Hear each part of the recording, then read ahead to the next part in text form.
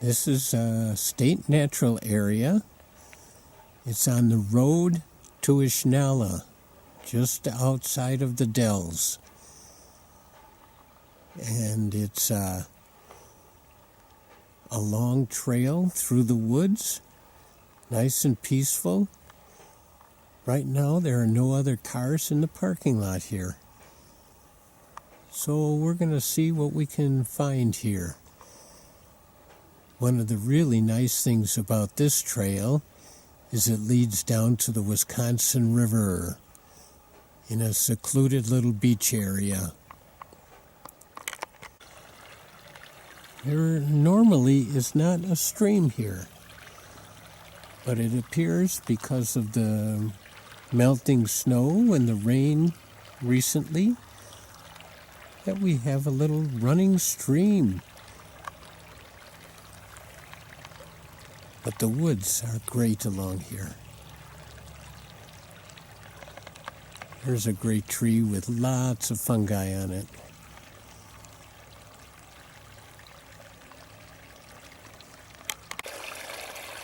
Even though this is just a small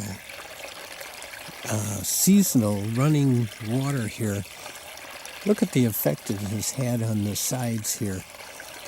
So if you get a whole river overflowing and just flowing like crazy, you can understand the power and how it can wash out roads.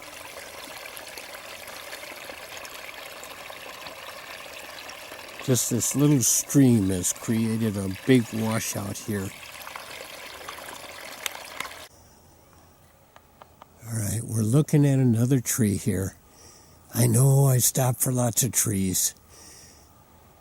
I just need to remind you why trees like this with this dying bark hanging on is an important thing. Because it's a source of food for like woodpeckers and maybe other critters. But also it's a place where some of the insects overwinter. And the first butterflies we see in the spring, which will be pretty soon because we are in spring now, when it starts getting to be a little bit warmer, the butterflies will come out from under the bark, and then you'll start seeing butterflies. And then some of them that overwintered as cocoons will come out. But this is one place where they will be. And the temperature today is a little bit above 40. So we might see some insects flying today. 40 is kind of the minimal temperature in which they'll fly. You can see there's a lot of invasive species around here. This is really crowded kind of stuff here.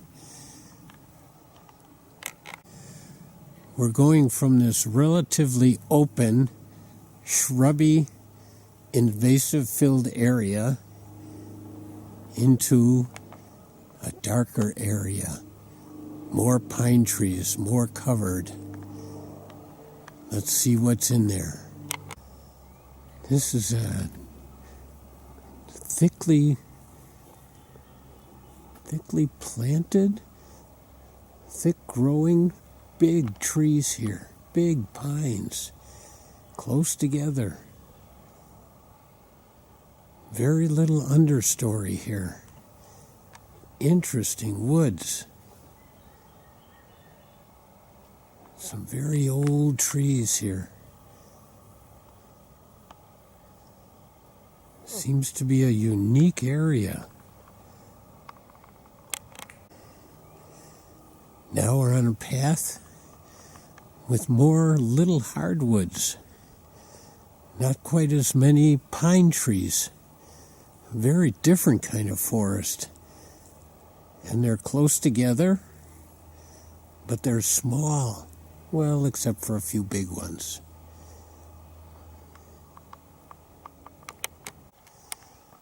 Here's an example of some nice bracket fungi.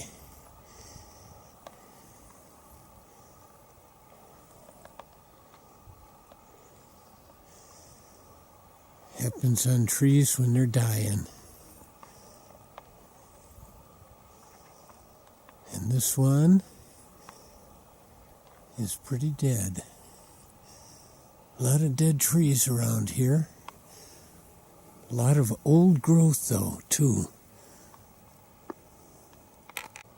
Not a lot of specific things to point out here. But it's a big expanse, and right here you can see through the woods. Not a lot of invasives around here. There's not a lot of honeysuckle, not a lot of buckthorn, so you can see into the woods. Some nice hills here. Just nice open areas. Here's another hill.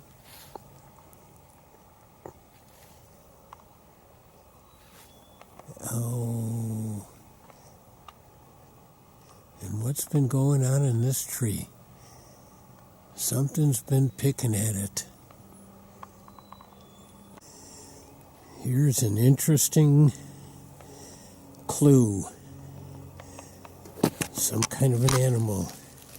Freshly chewed away, torn apart, way near the ground. No holes in the tree, just the bark and some of the inner wood torn away. So was it a woodpecker? Doesn't look like a buckrub. Was it some other kind of an animal? Was it done under the snow? After the snow went away? Oh, so many questions. Nature detectives. Give me some ideas about it. Again, just an open expanse here. Well, open is relative. No undergrowth. There's a lot of small trees here, but they're not taken over. They're not being invasives. They're not preventing other things from growing here. Here we have a huge tree that has fallen and broken, but it's created a whole new habitat. Something maybe right down in here. Oh, it could be in there. And more along down in here. Oh, yeah. Something probably lives down in there. Or at least did live in there. What a great old log. And now it's a great old habitat. I just turned over a log. Found this little guy. It's hard to tell how big he is just in this. It's a little millipede. They're harmless. They call them millipedes because it looks like they've got 1,000 little legs. Also under this log, we've got some worms.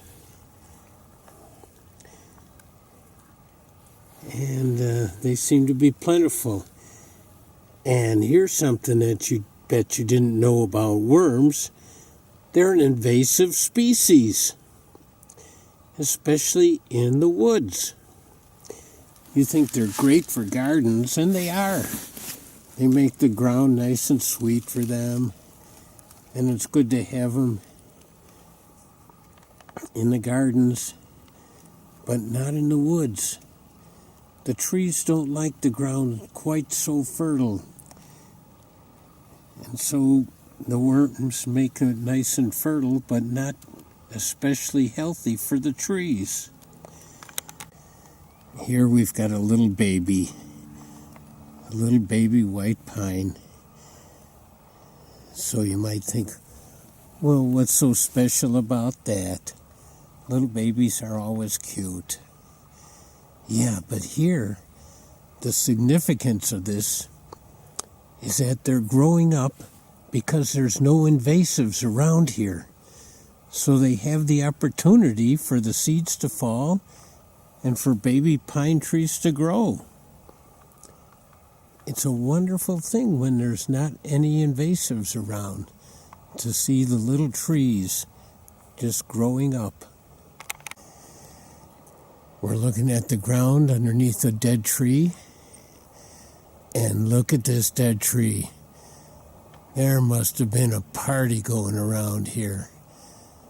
This is so picked over. It had to be a pileated woodpecker. All the way up here.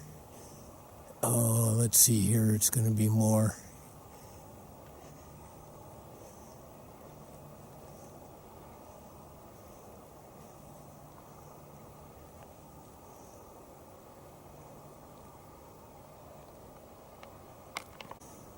It's hard to see it up there. But it's all picked over. New. Just this spring, maybe this. Here's a close-up. Wow. They were really digging at this. And look at the big strips of bark and wood they tore off. Oh my gosh, look at this. That would have been something to see. Oh.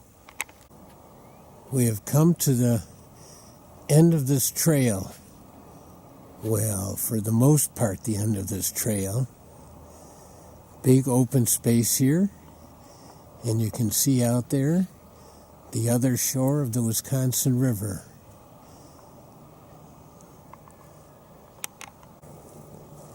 Looks like a rugged little area to go down there. Let's see if we can make it. We've got sandstone cliffs along the edge here.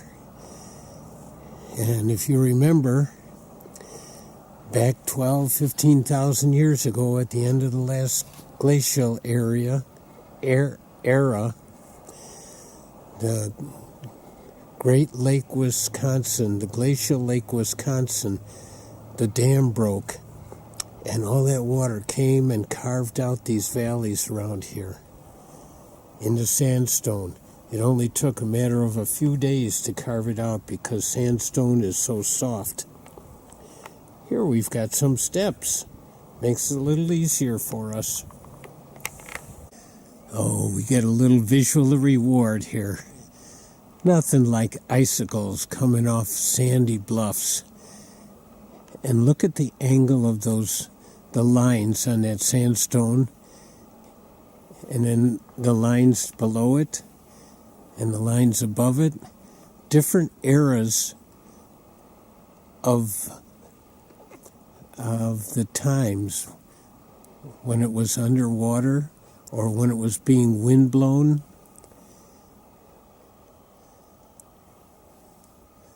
Lots of lichens on those rocks. Lichens and mosses. I hope you're starting to liken them.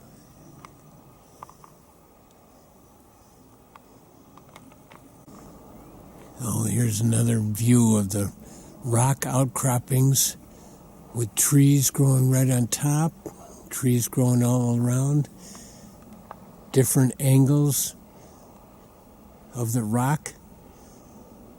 Oh, if they could tell their stories about how they were formed and when they were formed.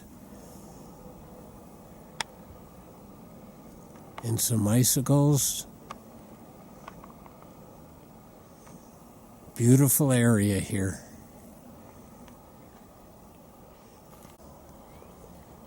We're still up a ways, but here's where we're heading down to this little beach area, little sandy area by the Wisconsin River. It is so quiet right now.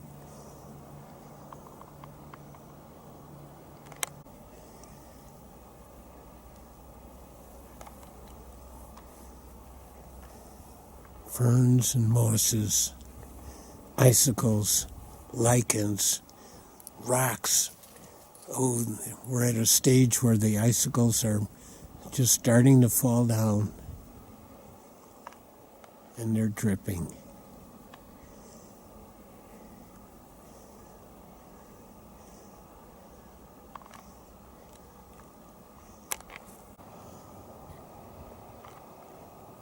Couple of ducks out here.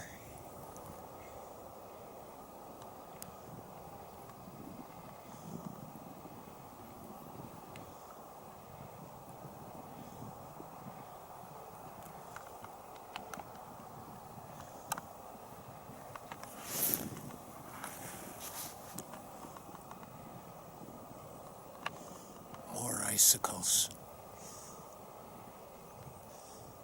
This is the time for icicles.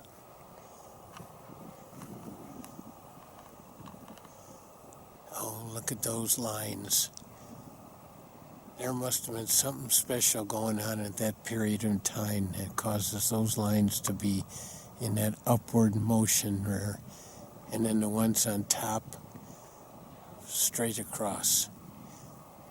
The ones below them, straight across. But at this stage in history, they were moving, slanting upwards. What was going on in the world, or in the ocean, when this was under the ground, under the ocean, I mean. Oh, yeah.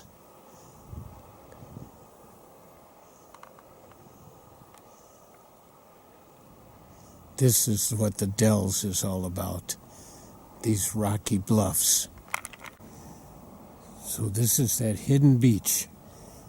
We had to walk about a mile through the beautiful woods to find this. But we're here. And right at the edge of this beach, some rocky outcroppings again. Oh, this is so great. There's no big speedboats going by today, no big cruise ships. Just those ducks and me. This tree reminds me of a bit of history. Back in the old days, way back, when the Native Americans were the predominant living humans in this area, they didn't have road signs. They didn't have paved highways. And sometimes when a canoe or a group of Native Americans would land on a beach like that, they would wonder, well, which way is the nearest village or the nearest tribe? And so Native Americans would bend a young tree and have it point in a direction that others needed to follow. So this tree, because it's bent like that, right out here in the open, where it could have grown straight up, reminds me of that maybe this was around 100 years ago or more, and Native Americans would see this and then follow that on the path that we just came down. But every once in a while in the woods around here, you'll see an old tree that has a peculiar bend to it. And think about that story, about how that was a tree that was giving directions.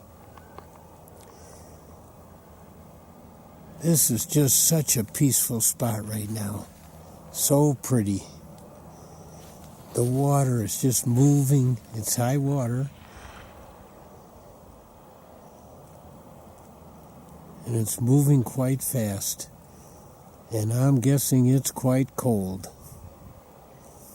It's coming from around that bend right there.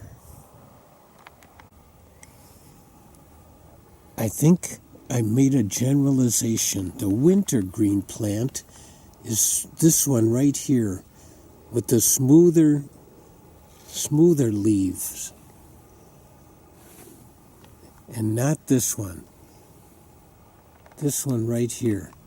The smoother leaves, they're green. I'm not quite sure what this other one is. There's fresh beaver chews around here. This would have been a fun thing to see also here. These are relatively new here. Bunch of beaver chews. Well, what have we here on the road? Well, this is a little unexpected.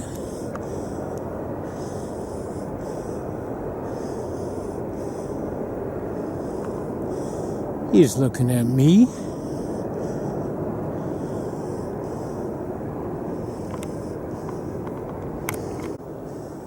One thing I tell my classes, if you go to the same place over and over, there's always a chance of finding something new. I think he's a little curious about me.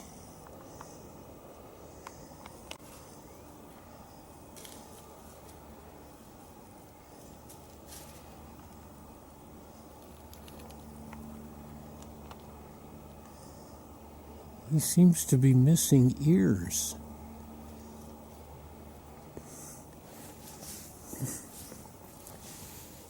Is he wild? Is he just taking a break from home?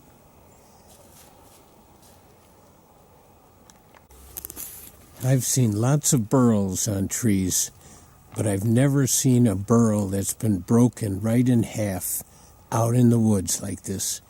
So you can see the grain and the twistedness of the grain and what makes it such a valuable piece of wood for an artist on a lathe or chiseling away at something on it.